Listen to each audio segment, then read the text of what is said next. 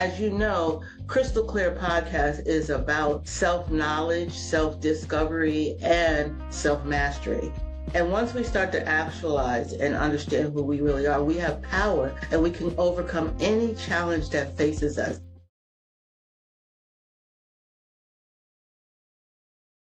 So start with your spiritual life, and then it goes to your mental and physical life, and the culmination of all three is what I'm working diligently on, and I'm grateful that now that Sankofa Solutions of Love is in the driving seat, and I thank Child Guidance Resource Centers for the contract, and I thank St. Peter's University for the contract, that I have the opportunity to really focus on the things that I am passionate about in my service to others while I work on myself and explore the next chapter of my life. Well, as you're working on yourself, you're just really learning the things to help other people.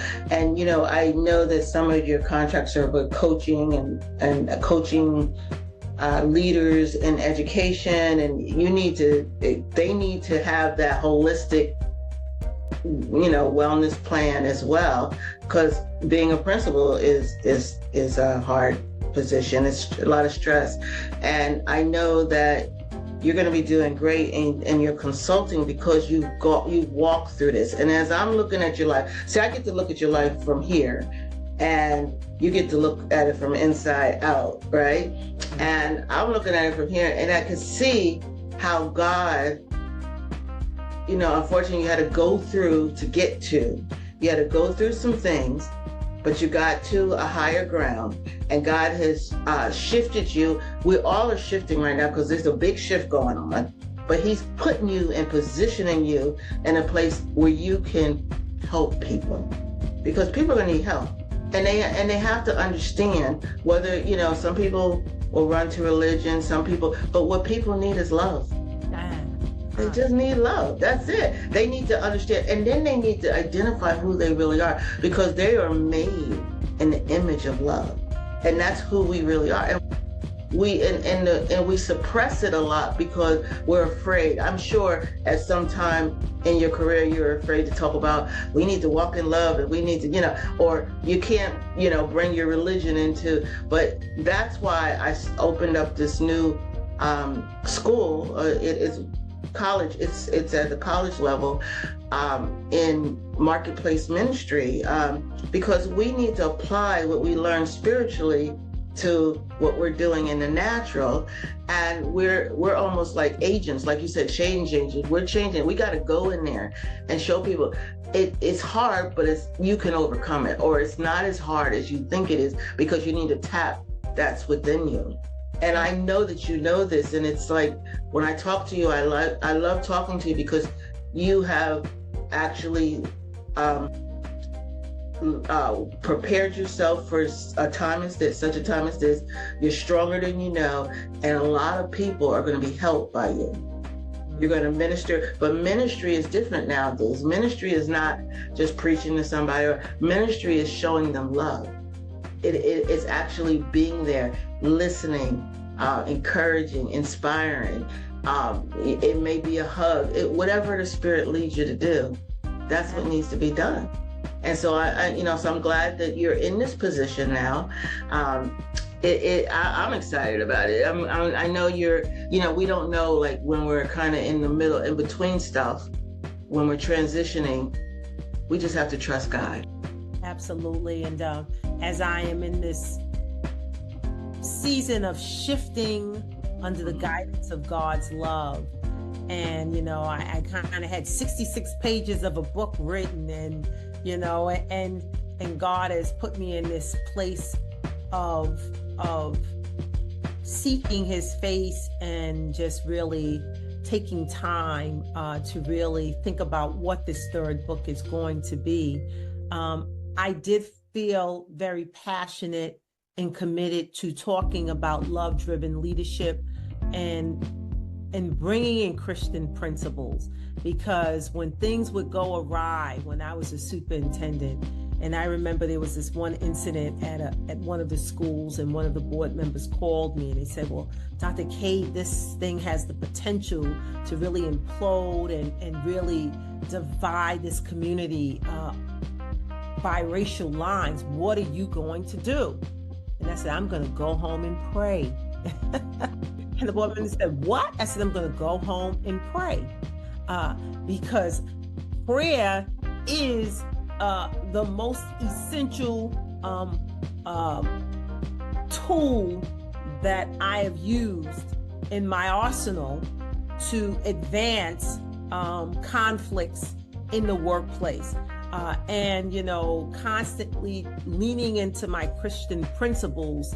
And when I talk about love-driven leadership, forgiving people when they have done things that are,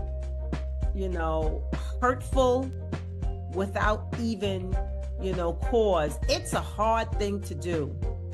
When you feel like someone has done something to hurt you without being provoked. But it does require you to forgive if you say that you love God. It doesn't require you to put yourself in a position to be hurt and re-hurt, but it does, because God forgives us. So yes. We have to forgive others. And so that has been sort of a linchpin in my leadership journey when I talk about love or leveraging obstacles, vowing excellence through equity, or the profound feeling of leading with a higher level of humility, or forgiving people that you just know are not nice or haven't done good things, but you still are obligated to forgive, because forgiveness is for you, for you to move past that anger and heal so that you can receive love and give love. Right. And again, at the end of the day, God forgave you. So, you have to walk in those principles. But I just feel really I'm excited. I mean, you're not a preacher, but you're preaching. Yeah, I just feel excited about the next chapters. And I struggled in the beginning because, we have these titles, and we say these titles don't mean anything, but I will tell you firsthand, when I stepped out of my role as the superintendent, there was so many people who didn't return my phone calls, so many people who I thought were allies, or we had alliances or coalitions that disappeared when I didn't have the influence, or I didn't get to go into the rooms that I had an opportunity to go into with the title. But that was needed. Was needed. And I wasn't shocked. Some people shocked me, but I was not believing that was not what was going to happen. But some people did shock me. Some of the people who I thought were authentic did shock me. But you need that kind of seasoning if God is going to put you in a position of authority to have impact in building his kingdom in service to others. You have to experience rejection. You have to experience despair. You have to be able to manage those things. And God has given us a test. So I don't feel like you failed. You either learn or you get another lesson, So amen. Yeah, that's good. That it's just a part of the journey, and I'm grateful now. You couldn't tell me I was grateful a few maybe months ago, or last July or June when I was, an emotional wreck when I walked away from the superintendency, and I was in the newspaper, and I was being, I would say persecuted. Whatever information people had, but you don't know me. God knows. We know you. God knows you, and you let us know a little bit more about you, because and you know what? I've learned that the Bible is a mirror, and if you focus on the negative part of the Bible, that means you're at a lower frequency level. But if you focus on the higher levels, the authenticity, that you're made in the image and likeness of God, that the joy of the Lord is your strength, all those high notes and vital, you focus on things that are good. That will raise you higher. That will emotionally heal you. And, people have to understand we're spirit, soul, and body. We got to take care of all three parts. So that's why, like I said, the School of Ministry, Marketplace Ministry, and Biblical Studies, I have partnered with New York Christian Bible College. It's an accredited theological institution, and they're glad to have me aboard because we're forward thinking. This new curriculum is forward thinking because we want people to know how to operate in the marketplace. Like when you're out and you're coaching, or when you're out and you're a superintendent, don't be afraid of who you are. Allow that who you really are to come forth. So I'll be starting at the end of September, and I'm going to ask you if you will teach or design a course called Love Leadership. Oh, absolutely. The tenets, love-driven leadership. Absolutely. Love-driven leadership. I love it. Let me write it down. Oh, good. We're going to have a good... Your Christian principles to be successful in corporate America or the public sector. You have to embrace those things that, that God has ordained in your life. And that's something that I am unapologetic about now. I always loved God, and I will always sing his praises, even in my moments of great defeat and despair. I know he has a plan for me. He has a plan for me, and I trust him. And you're anointed, because I feel chills right now, and I hope the audience feels chills when they watch this, because it's gonna help you go to the next level. I really feel that if you really just listen to where God brought her from to where she's at now, and now she's in a place to really make an impact because she's been prepared. She is ready to go. I'm excited. I'm going to watch this girl. I'm going to watch and pray. And I'm so thankful that she's going to create a course called Love Driven Leadership. She better put a brand on it.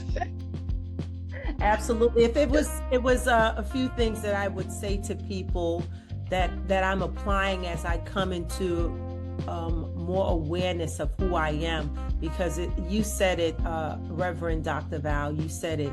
We are spiritual beings living in a human world. Yes. Human beings living in a spiritual, we're spiritual beings living in this human world. And as we come into that awakening, we begin to understand. So simple things that I am applying to strengthen myself spiritually is I'm really starting to take time at the end of the day to reflect on my day, to write down the three things that stand out from my day, that what I just want to thank God for, and three things that I feel that I need to meditate on to improve.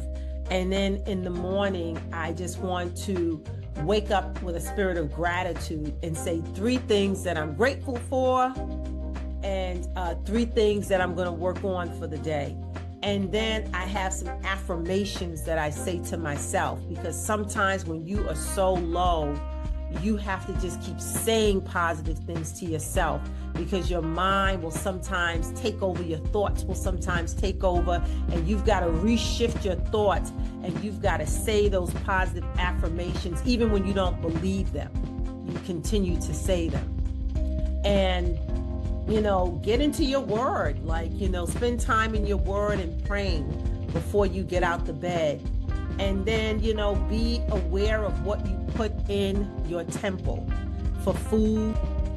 Moderation is important. And then the last thing is, prune out of your life those things that drain you, those people. And sometimes people don't realize that some people in our lives are there to make withdrawals and not deposits. That's good. In those people's presence, you feel bankrupt because they're constantly taking and they're not giving.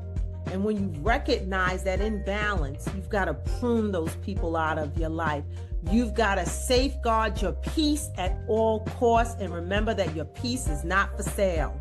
And it doesn't matter if it's a job, a title, or a relationship, you've got to safeguard your peace. It is not for sale.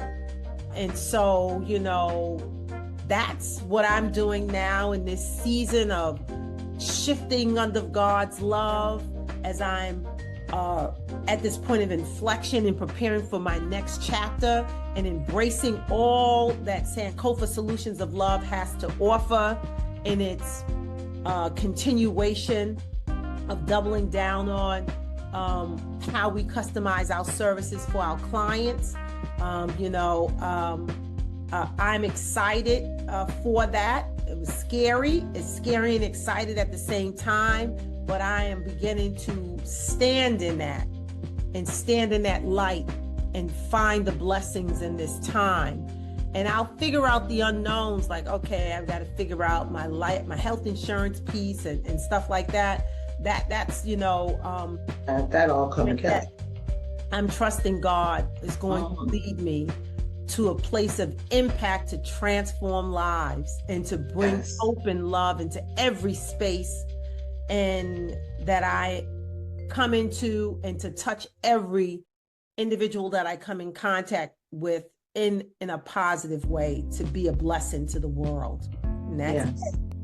Right. And I see that. I actually see it. I have a prophetic gift, but I do see that. And I see what God is doing. And it's awesome. And like I said, I just want to, share with people that you recently got married, and we're here to help each other. And, I was a part of her wedding, and it was just so exciting because, I just looked at her and said, for women over 50, God can send you your love of your life. Okay, you can find the love of your life. So don't give up, And I don't think she was even looking for the love of her life. I think she was just working, and he just appeared. Absolutely. Tell us a little bit about it, because that's always good for women, for us to understand how you connected with the love of your life. Absolutely. God wants us all to have love and to be loved and to have companionship. And I will be 60. And I just got married in May, and I was not looking for love. I was actually with my sorority sisters of Zeta Phi Beta Sorority Incorporated. My line sisters, we will be in our sorority for 40 years in 2026. And one of our sorority sisters, this was the second one, had tragic loss of her husband. And we all planned a road trip to go to New York, to Westchester, New Rochelle, to take our sorority sister out for a dinner and to celebrate one of our sorority sisters. Because life is short, and we wanted to make and create those spaces and times where we could spend time together. And I met my husband while we were waiting for our table to be ready, and I didn't recognize that he was my husband, but one of my sorority sisters, Celia, kept saying, go back to the bar and get that guy's number. He lives in Delaware. We were at the bar talking, and I had just become a superintendent, and I was like, I'm at the pinnacle of my career. Only 1.4% of Black women in the United States sit in the seat as the CEO or superintendent of a school district. So I've done what only 1.4% of the Black women in our nation have done, serve in that role for 3 years. And I had just gotten into the position, and I was so excited, coming from Ohio at the high of my career. And my friends was like, oh boy, you're not going to work yourself to death. You are going to date. And I was like, nope, I'm good. I've come into this place of peace with, I don't feel lonely. I feel very satisfied with my job. I feel really satisfied with my relationship with God. I feel really good about where my son is. I'm feeling good, and so the guy was sitting next to me. He said, "Oh, you from Delaware?" I said, "Yeah." He's like, "Oh, I have a house in Delaware." I said, "Oh, really?" And so he was like, he had a house in Felton. I said, "Well, I'm living in Dover." He said, "Oh, that's right there in Kent County." So I was like, "Yeah." So, I was like, okay, that didn't mean anything to me. But my sorority sisters in particular, Celia, heard this conversation. And when we went back over to the table and we were seated, she said, "Well, who was that cute guy?" I was like, "What cute guy?" "The guy he was sitting next to at the bar." I was like, "What about him?" She's like, "He lives in Delaware. Maybe you should get his number. He seems like a nice guy. Maybe you should go out with him." I was like, "Yeah, maybe you should go out with him because I'm not interested in." But lo and behold, after some pressure and some coaching, I went up and I got his phone number, and we went out to eat, and the guy has never left, I love that story. He's my husband, and he is a gift from God, and I'm grateful. So, well, you had to go to New York to meet somebody from Delaware. See, look at God, because you probably wouldn't have paid him no mind in Delaware, so he had to take you outside of your environment to New York, and then just so happens that he's in New York and he has a house in Delaware. I mean, that's so God. Absolutely. So I love it. So women, don't give up. There's someone for everyone. In the time that God is preparing your king, work on you. Work on your peace. Work on your spiritual well-being, your emotional well-being, your physical well-being. Stand in God's love. Love God, love yourself, and he will send you someone who values you, who only helps you to live in the abundance of his love. And so I want to say that to women, particularly, Black women over 50 and 55. There's love for everyone. It doesn't matter. Looking on Facebook, and I saw that there was someone that was 80 something years old that was getting married for the first time. So in the time that, God is preparing your king, he's not going to bring you something if you're not happy with where you are and what you have. So be happy in your space and continue to work on yourself and say those affirmations to yourself. Yeah. Put them on Post-its, put them on your mirror. God is going to send me someone who loves him and who loves me like he loves the church, and you don't even have to go looking for him. He will show up. He'll show up, right? And I love it. You have to learn to love yourself first. Yeah, we got to love ourselves, then we can attract. Once she'll treat herself well. Like you said, God wants us to have an abundant life, and she was doing well by herself, but God said, "No, it's time for you to have someone." Absolutely. I love it. So anyway, well, that is the end. I know this is going to be a two-parter because I'm looking at the time. Absolutely, but that's okay. It's a good conversation anyway, and I hope it has brought inspiration to you. And I would just like to say, give Dr. Vi the last word in terms of what she would like to share. She gave us a lot of practical wisdom. She told us how to balance, and she told us her clarity moment. But just tell us, kind of what's next. What's next for Dr. Vi? Right now, I'm shifting under the guidance of God's love, and I'm exploring the intersection of my passions and how to make a difference. I know that I want to work outside the system to focus on retention of African American female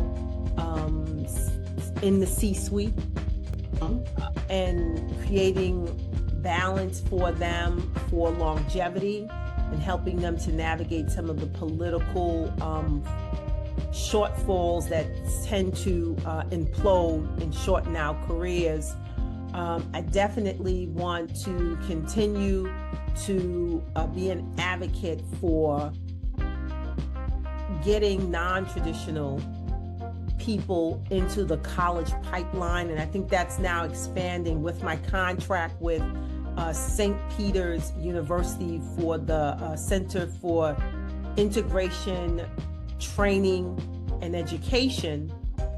I have been designated as the Mid-Atlantic Region Coordinator to expand that program to bring more opportunities for non-traditional people who are working, who are interested in obtaining their EDs and their PhDs, or interested in maybe a career in higher education or a career serving in education. And those people who have sort of, not completed their dissertations. We have a program where we will take you into our program and you can, within 18 credit hours, complete your dissertation and not have to start your coursework all over again. And the exciting thing about this program is that, we have been really successful in the New York City metropolitan area with attracting non-traditional people, but more importantly, affordability is a huge thing. We're able to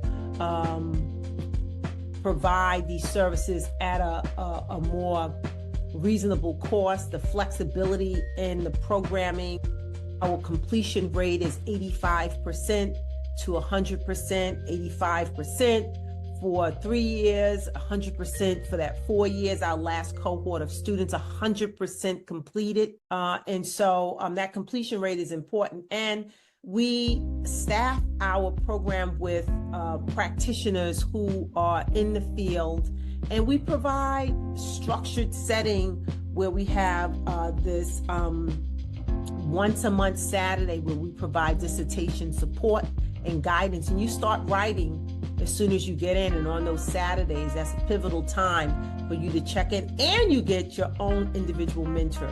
So I'm excited about this program with Peter's, the SITE program. I have about a lot of my friends and family from the New York City public schools. 50% of their superintendents went through this program, and then we're trying to expand it and bring it out here to this mid-Atlantic area, southern New Jersey, Pennsylvania, Delaware, and in parts of Maryland, to get more opportunities for people. And so I have been charged with helping to lead that development of this program. So I'm excited about that. And I'll be going to the University of Chicago I've applied for a fellowship to really focus on helping me to develop my next chapter in my life after being a recovering superintendent and stepping down from being a CEO, see what God has for me next. So, and just enjoying my husband and my new life. Yes, that's good. And you continue to do that. Now, if you don't mind if we put how to reach you, like your Facebook or your Instagram, how would you want people to reach you, or do you want people to reach out to you at this moment? Yeah, I'm on LinkedIn as Vilicia Cade. I will be doing some posts this week regarding St. Peter's University, and so look out for that. For St. Peter's University and the SITES program, I'll be announcing my new partnership with them. And I'm on Instagram, but I don't know my handle on Instagram. But on Facebook, I'm Vi Cade. You're Vi Cade on Facebook and Vilicia Cade on LinkedIn. Yes. Well, we'll put it underneath the thing so people will know, because I'm sure some people are going to want to reach out to you after hearing your successful life. And so I just want to wish you well. I pray that God will continue to open doors for you that no man can shut. And I also pray that you continue down the path that you're on and that nothing will come against you. So I wish you light and love. And I love that you are my friend. Thank you for being my friend, my colleague, and my sister in Christ. And I will always sing your praise. You are one of the smartest women I know, and you're one of the kindest women I know. And again, I want to thank you for taking charge of my nuptials and making my vision a dream and a reality, because I was pretty stuck in that moment and overwhelmed. You know, you made it a reality for me. And you might say, oh, you were at my wedding, but you coordinated it, you made it into a reality. And I'm grateful for our sisterhood, and I'm grateful for the 2 books that you helped me publish. The first book I had to republish, and you know, and I thank you just for your guidance and support. God is going to continue to elevate your gifts. You are a phenomenal woman. You are a virtuous woman. A lesson to many of us. So thank you for this platform, and thank you for this great conversation. Thank you. Well, everybody, remember to continue to be crystal clear about whatever you're getting ready to do. Pray, like she said, meditate, and hear, so that you don't have to be overwhelmed, because we have learned life. So take our wisdom applications, our practical wisdom, and always put God first. God bless you, and you have a great day. Thank you, Dr. Vi. Bye-bye.